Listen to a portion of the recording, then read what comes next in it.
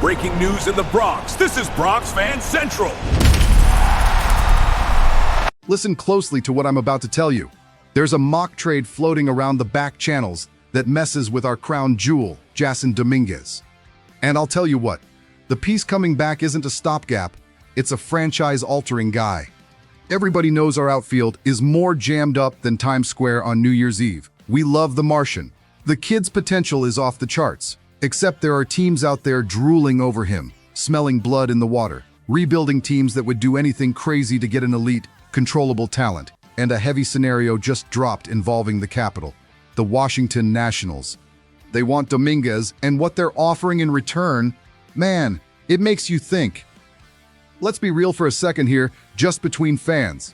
Dominguez has already shown he's special in the minors now in 2026, hitting over 350 with that OPS almost pushing 1,000. He destroys the baseball. But where does he play today in the Bronx? We have a roster built to win the World Series right now, not tomorrow. That championship urgency creates a dilemma for the front office. Do you stash the kid on the bench, waiting for a spot to open up? Or do you turn this monster asset into someone who steps in tomorrow and fixes a chronic problem in our infield? That is exactly the proposal Ryan Shea just dropped on the table. And here's where the name comes in that makes this trade not just another internet fever dream. The Yankees' target would be C.J. Abrams.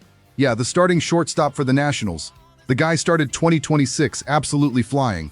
He's got an average over 320, already mashed 5 homers, has an OPS over 1,000, and steals bases like it's a joke. Can you imagine Abrams wearing the pinstripes and tearing up the base paths at Yankee Stadium? His elite speed is what we've been begging to have on this team for years. The exact suggested package is Jasson Dominguez and pitcher Cade Smith heading to Washington, with C.J. Abrams landing straight in the Bronx. That is no small thing. We are talking about giving up the future for the absolute right now. Look closely at what Abrams brings to the table. We have suffered way too much with the shortstop position for a while now, trying to find the perfect fit, that guy who brings dynamics, who tilts the field. Abrams isn't just a burner with 30 or 40 stolen bases a year. The kid is developing power at the plate. He hits for contact, and he's learning how to drive the ball. Put this guy in a lineup protected by our monsters, and his numbers are going to explode. On the flip side, sending Cade Smith along is the cost of doing business. Smith pitched really well last year, ERA around 2.70, but he's a developmental arm. It's the tax you pay to bring a star to the infield. The real pain of this trade, the dagger to the chest of every Yankees fan, has a first and last name: Jasson Dominguez, the Martian.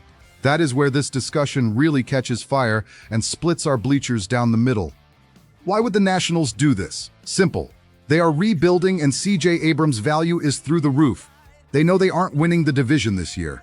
Grabbing Dominguez is locking down a player who could be the face of their franchise for the next 10 years. To them, Jasson is the guy who's going to hit in the middle of the order and put butts in seats.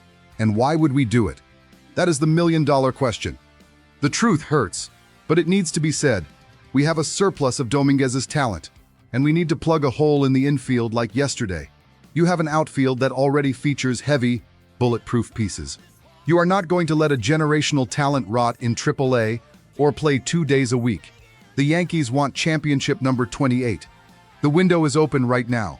You can't flush the season down the drain because of an emotional attachment to a prospect, no matter how much we love the kid.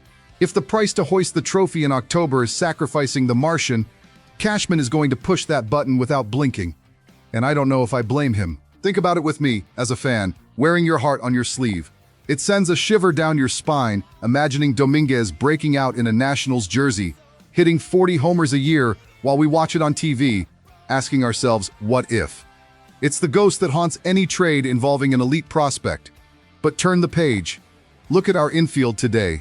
Look at our need to have someone reliable, athletic, who plays every single day at the most critical position in baseball.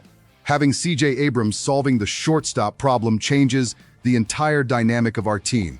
The defense improves, the offense gets more aggressive, the pressure on the opposing pitcher with him on base is suffocating. We stop being a slow and predictable team, and we get a lethal weapon at the top or bottom of the lineup. It's a blockbuster trade. It's the kind of move that defines a general manager's legacy. You are trading an absurd ceiling in the outfield for an absurd reality in the infield. We aren't trading Jasson for a washed-up veteran. We're getting a young all-star. And I'll tell you the honest truth, deep down, I approve of this madness. Does it hurt? Of course it hurts. We followed Jason since he was a teenager, bought into the hype, watched the videos of him destroying the ball. But the New York Yankees don't live on hype. They live on World Series rings. Our competitive window with the main roster demands heavy sacrifices.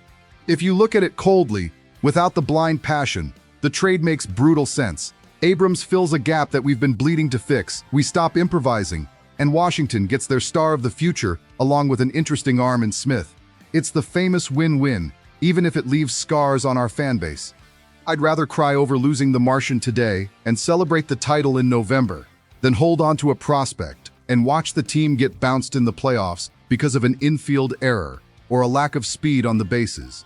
That is the raw reality of New York baseball. Are there other alternatives? Sure there are. We could try to push other prospects, put together a massive package with AA guys, try to save Dominguez. But let's be honest, no team is going to hand over an elite shortstop like Abrams without asking for our crown in return. The market is inflated. Nobody does charity for the Yankees. Quite the opposite. The tax is always higher for us. If we don't put Jason on the table, Washington simply hangs up the phone and goes to talk to another team that has the chips to pay up. It's take it or leave it. And in a scenario where our offense sometimes stalls and our infield defense gets shaky, walking away from an opportunity like this could be a fatal mistake for the 2026 season. The immediate fallout of this mock trade becoming a reality would be an earthquake in the Bronx. The pressure on Abrams would be colossal. He would arrive with the weight of being the guy who cost Jason Dominguez. But if he delivers what he's delivering over in DC, with stolen bases and solid contact, the fans will embrace him in week 1. Meanwhile, Jason would be the king in Washington, with the freedom to make mistakes and evolve without the crushing pressure of the New York media breathing down his neck every single day after a strikeout. It makes sense for both sides. It's that double-edged sword feeling that only someone who breathes baseball 162 games a year understands. We want the bright future, but the hunger for glory in the present screams much louder. The clock is ticking. The season demands a championship attitude. If the price for the trophy is our golden boy, then let the will of the baseball gods be done. And you, would you close this deal today or hold on to the Martian whatever the cost? Leave it down in the comments. I really want to read your opinions.